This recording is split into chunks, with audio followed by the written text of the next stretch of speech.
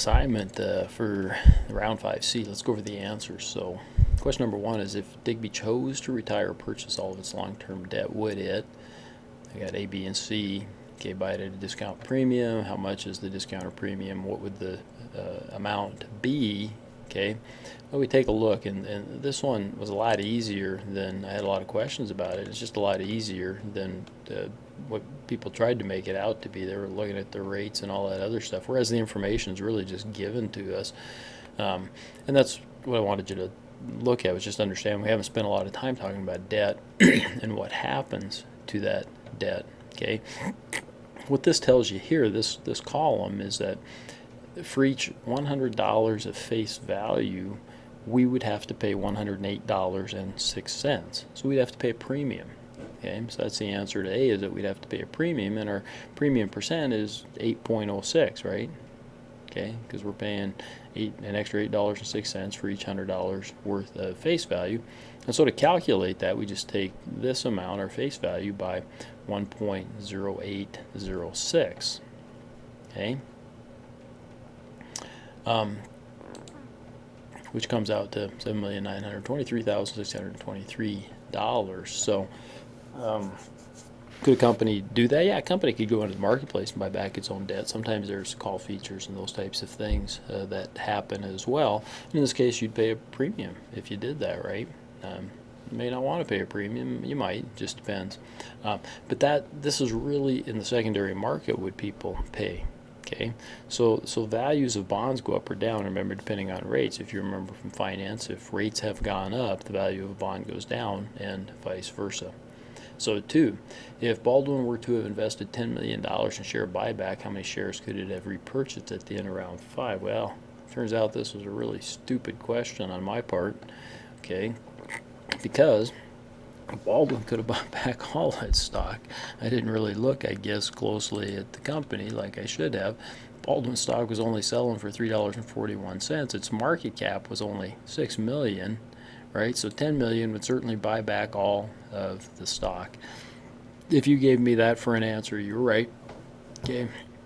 If you calculated it, the $10 million divided by 341 is actually equal to this, 2,932,551, and that is sort of right too, although they didn't have that much stock that they could have bought back. That's how you would have calculated it. So if you gave me either answer, I would say that that's probably okay. 3, if Erie would have used all its cash to pay down debt, what would its leverage ratio have been? Let's first start with an example here, just some basic numbers. Let's say that our assets are 100, okay, and our liabilities are 50, and our debt is 50. Right? Because assets equal liabilities plus equity, and so we can divide our equity and liabilities in half, just to kind of give us an idea. Well, what would happen then if I took out of my assets 50 of it was cash, and I took that and paid down all my debt? So I'd pay down my debt. Okay, so now all of a sudden my assets would be 50. My liabilities would be 0, but my equity would still be 50. It didn't change, not one bit. And my leverage ratio at the beginning would have been 100, because I had 100 in assets and 50 in equity. So my leverage ratio would have been 2. But if I use all my cash and pay it down, and so now I got 50 in assets, 50 in equity, debt free, my leverage ratio then is 1. So I could get my leverage ratio down to 1. Okay, so we know that our leverage ratio should go down when we do our calculation here. So Erie had $11,327,000 in cash. We're going to pay that down. Again, the equity stays the same.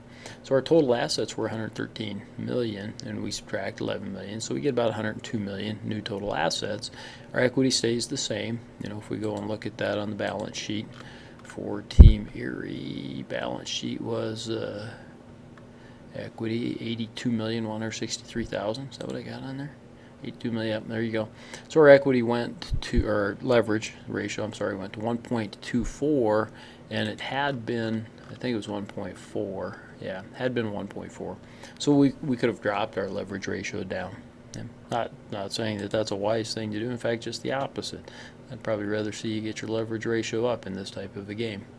4, Jester's current book value is $23.10 per share. If the company issued 10 million of their outstanding stock at last year's end of year stock price, what would be the new book value? Assume everything else remains constant. Well, this one, remember, our stock price and our book price are two different things. So if we look at end of year 5 stock price, so we got to come up here, $27.18. Okay, but our book price is only $23.10. So we're actually going to bring in more money, okay, than what our book price is. So our book price should go up a little bit. Okay, so 10 million divided by $27.18 tells us how many shares we could issue, right? Because we're issuing them at this stock price. So we issue them 367,918 new shares. We had 2,007,475 shares.